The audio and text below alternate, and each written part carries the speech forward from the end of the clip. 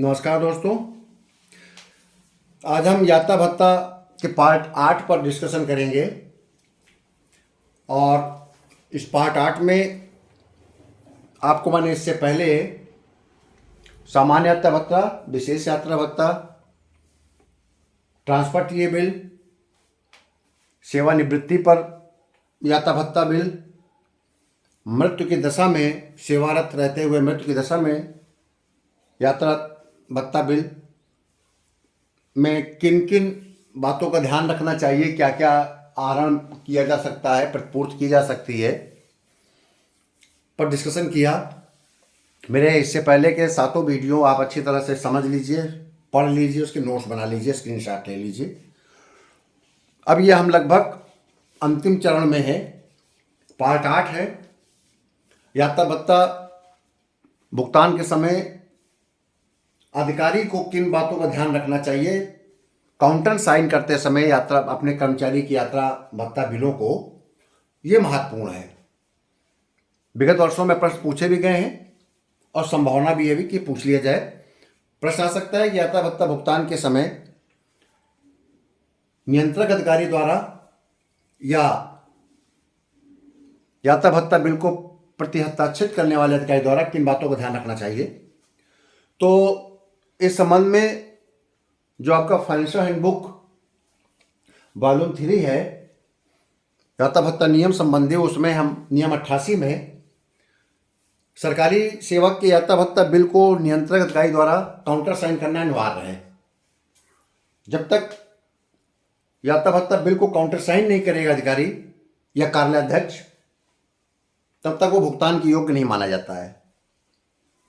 89 में कहा गया है, प्रति हस्ताक्षर करने से पूर्व अधिकारी को कुछ बातों को ध्यान रखना चाहिए। पहले बात तो यात्रा अनुमोदित होनी चाहिए।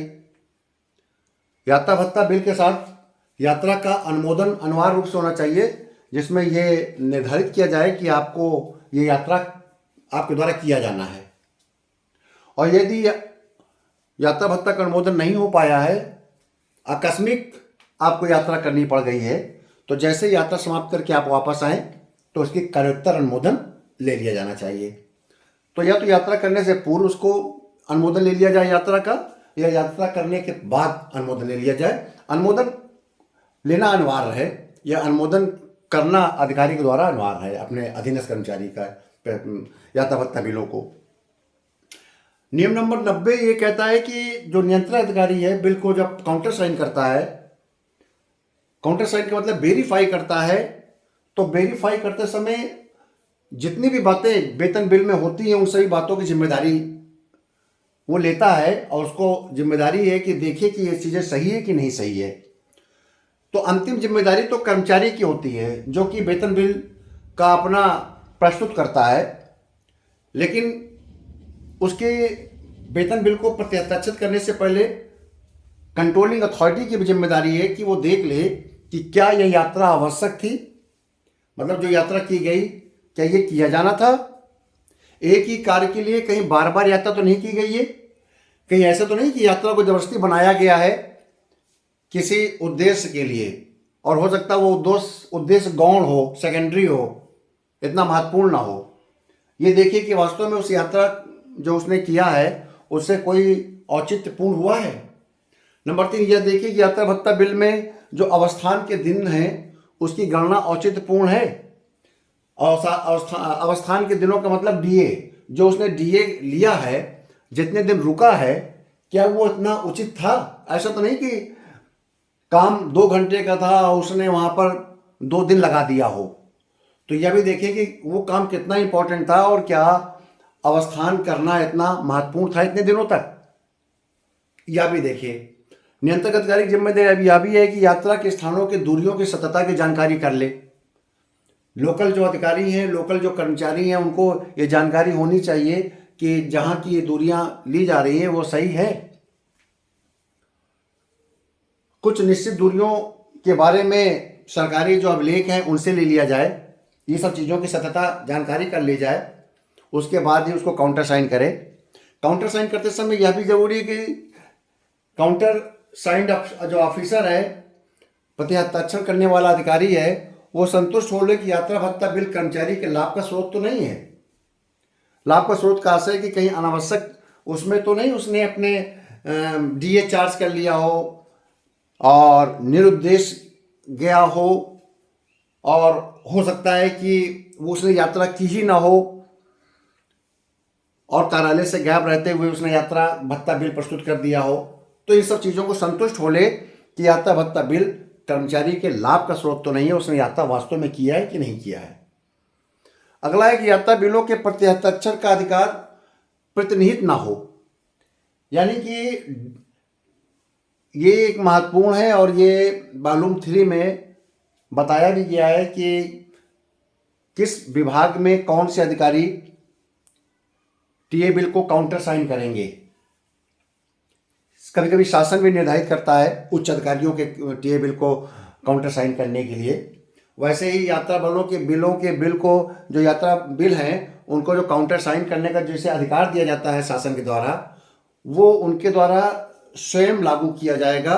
किसी अपने अधीनस्थ अधिकारी को यह आदेश नहीं दिए जाएंगे कि आप इनके बिलों को काउंटर साइन करें। ठीक है, जिनमें ये अधिकार निहित होगा उनके द्वारा ही प्रति हस्ताक्षर किए जाएंगे। अगला यह भी देख लिया जाए कि यात्रा यदि ढुलाई भाड़ा का दावा किया गया है, मान लीजिए ट्रांसफर टीए बिल है, ढुलाई भाड़ा का दावा किया गया है, तो भार का दावा अधिगत श्रेणी का है। ऐसा तो नहीं है कि वो किसी लेवल 5 का कर्मचारी हो और लेवल 11 के अधिकारी का भाड़ा ले जा रहा हो या भाड़ा क्या दावा कर रहा हो। तो देख लिया जाए जिस लेवल में जितने वजन तक का आपका भार ले जाना है सामान को, उतने वजन तक का ही भाड़ा लिया गया है कि नहीं, यह भी देख ले। तो ये बहुत इंपॉर्टेंट है, इसको आप याद कर लें। इसको इसलिए याद कर लें कि ये क्वेश्चन रिपीट हो सकता है, ये क्वेश्चन आ सकता है। यात्रा भत्ता भुगतान के समय ध्यान देने योग्य बातें। ठीक है, अब इसके बाद में देखिए स्क्रीन में कि मैंने सहायक कृषि सचिव परीक्षा में 2014 और 18 में कुछ प्रश्न पूछे गए थे, 7 में भी प्रश्न आया था। ये आप सुनिश्चित हो लें कि यात्रा भत्ता के 20 नंबर का प्रश्न आता है। मैंने इससे पहले 20 नंबर का आपको तैयार करा दिया गया है पेंशन संबंधी नियम, और ये 20 नंबर के लगभग अंतिम चरण में है यात्रा भत्ता नियम। तो 40 नंबर के आपके पूरी तरह से अच्छे से उत्तर प्रदेश वित्तीय नियमों के अंतर्गत 40 मार्क्स की तैयारी आपकी लगभग करा दी गई है। अब आपका काम है इसको प्रैक्टिस करना, इसको याद करना और याद करके प्रश्नों को लिखना, उसके उत्तर लिखना। ठीक है, तो 2014 में देखिए आया था से स्थानांतरण यात्रा भत्ता, तो आपको मैंने पूरा बता रखा है। स्थानांतरण भत्ता तभी देय होता है जब जनहित में यात्रा की जाती है और एक जिले से दूसरे जिले में की जाती है। इसके अलावा भी यात्रा भत्ता होता है जब एक जिले में ही एक स्थान से दूसरे स्थान में, तब उस समय भी आपको यात्रा स्थानांतरण यात्रा माना जाता है। तत्समय केवल आपको पैकिंग भत्ता दिया जाता है। तो इसलिए स्थानांतरण यात्रा को आप डिफाइन कर लीजिए। पहले आपको बता चुका हूँ, डेफिनेशन में पहले बता चुका हूँ, अब ये स्थानांतरण यात्रा भत्ता के बारे में पूरा डिटेल बता चुका हूँ। इसको आप विस्तार से लिख सकते हैं, 2014 में टिप्पणी में आया है। आप उसमें यह भी लिख सकते हैं कि कंपोजिट ग्रांट मिलता है, आप ये भी लिख सकते हैं कि उसको भाड़ा भी मिलेगा, आप यह भी लिख सकते हैं कि आपको आने जाने का परिवार के लिए किराया भी मिलेगा। अब यह भी लिख सकते हैं कि स्थानांतरण होने पर रिलीव होने की डेट से 6 महीने के अंदर आपको यात्रा करनी पड़ेगी। इस तरह कुछ आप लिख सकते हैं स्थानांतरण यात्रा भत्ता में। टिप्पणी आई है, जब टिप्पणी आए तो आपको जितना पता है उसके बारे में आप सब कुछ लिख सकते हैं। ठीक है, ये कोई इसमें डिफिनेशन नहीं लिखनी है, ये टिप्पणी है। आप टिप्पणी में जितना आपको मैंने बताया है और जो आपके सामने नोट्स है, जो मेरा लेक्चर है, आप पूरी बात लिखिए।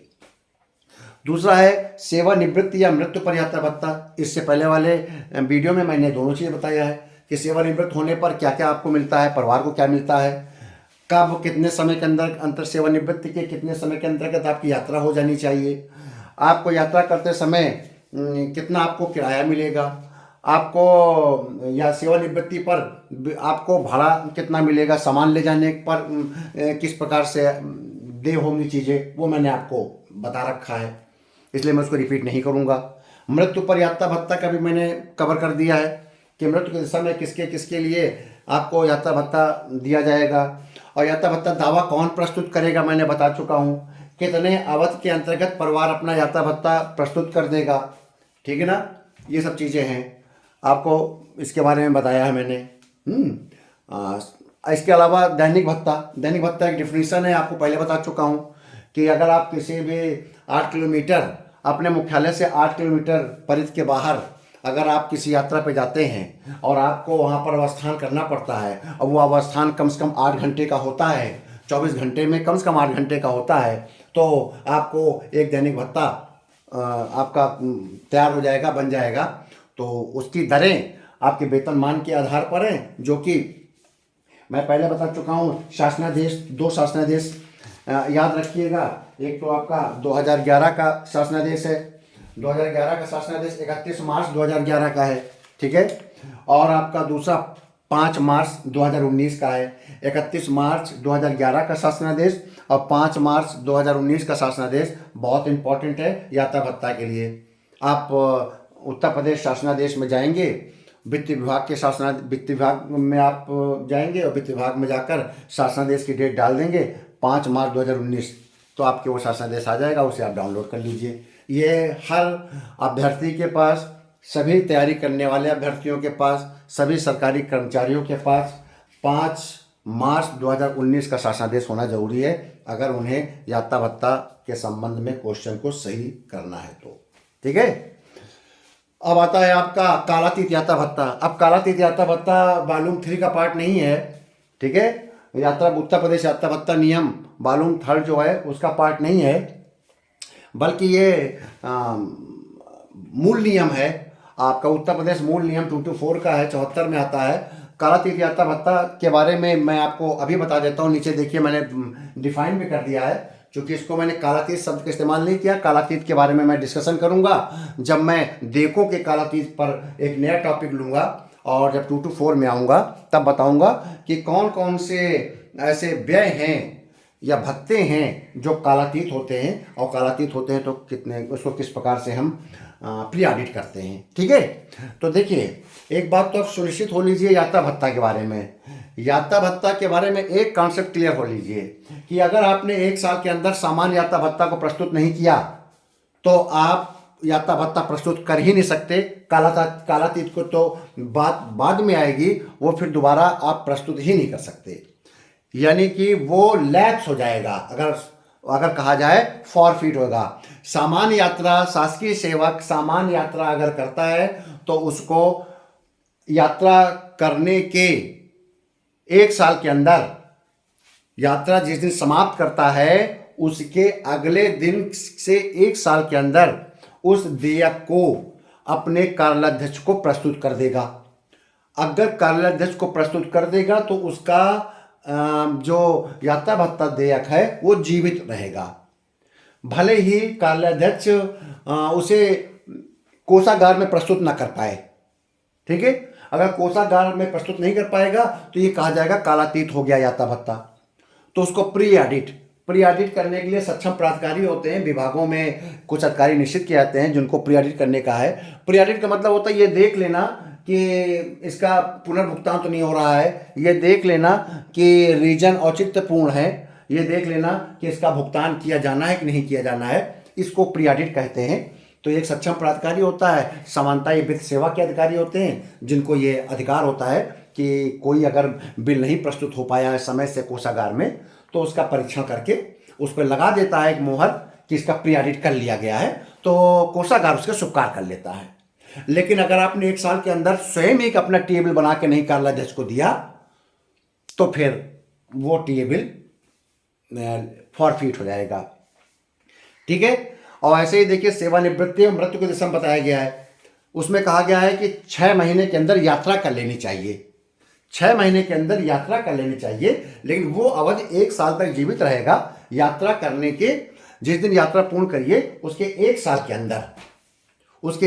के अंदर आप अपना टेबल जरूर प्रस्तुत कर दें।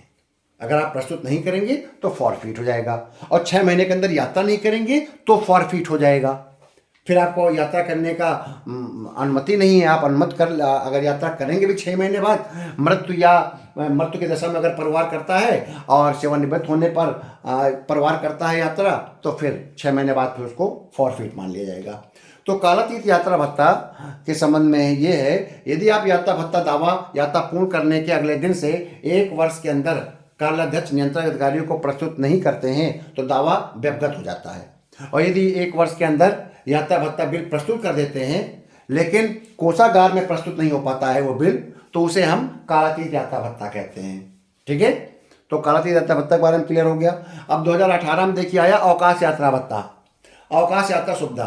अब देखिए ये मैंने अभी आपको नहीं पढ़ाया है, पढ़ाया मैंने इसलिए नहीं है क्योंकि आपके सिलेबस का पार्ट नहीं है, लेकिन एग्जामिनर ने दे दिया, जो कि गलत बात है। ये लोग, बहुत से लोग सिलेबस को देखते नहीं है और सीधे प्रश्न बना देते हैं।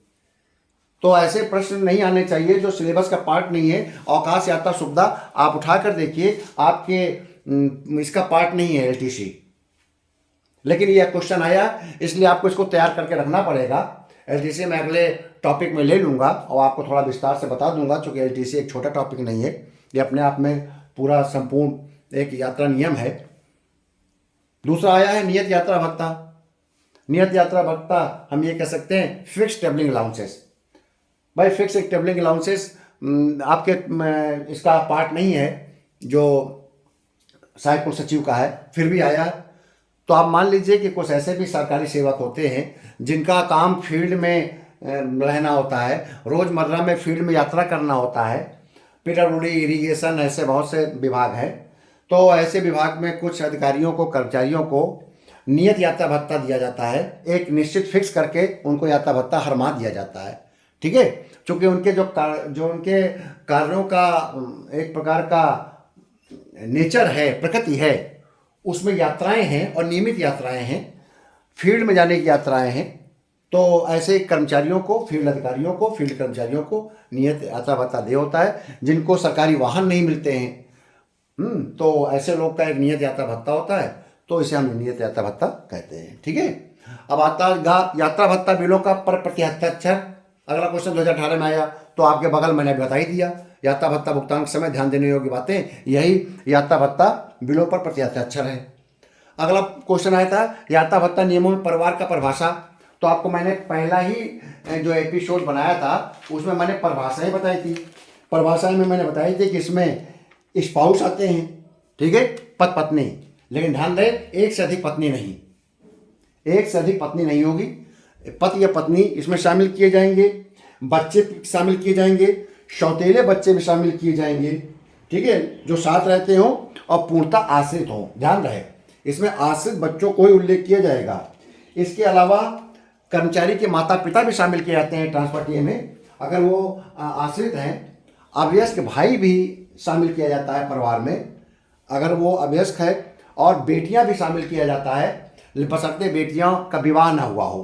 ठीक है, अगर बेटियों का विवाह हो गया है तो उनको भी नहीं शामिल करेंगे। और गोद लिए हुए बच्चे भी, अगर वो बच्चे वैधानिक हैं, विधि द्वारा गोद लिए गए हैं, लेजिटिमेट हैं, तो उनको भी शामिल किया जाएगा। ठीक है ना, तो आप समझ गए कि हम इसमें से परिवार में किसको किसको शामिल करते हैं। माता पिता भी शामिल करते हैं, अवयस्क भाई शामिल करते हैं, बच्चों को शामिल करते हैं, सौतेले हों, गोद लिए हुए हों, ठीक है ना, इन सबको शामिल करके पहले मैंने आपको डिफाइन कर रखा है, आप इसको परिभाषित कर देंगे। तो बहुत बहुत धन्यवाद। आपने पार्ट 8 को आज पूरा लेक्चर सुना। मुझे पूर्ण विश्वास है कि इस सारे वीडियो को आप कलेक्शन करके इसका PDF बनाकर आप इसको अच्छे से रिवाइज करेंगे। अगले वीडियो में मैं कुछ और क्वेश्चन लूँगा या कुछ सवाल लूँगा, उनको हल कराऊँगा। मेरा ये उद्देश्य है कि मैं यात्रा भत्तों का भी लगभग 10 वीडियो में ये पूरा पार्ट तैयार कर दूं। कोई अगर टॉपिक छूट रहा होगा, कोई बिंदु छूट रहा होगा, तो उसको मैं कवर करूंगा। थोड़ा सा मैं अवकाश यात्रा भत्ता सुविधा के बारे में भी बता दूंगा अगले वीडियो में। तब तक के लिए बहुत बहुत धन्यवाद।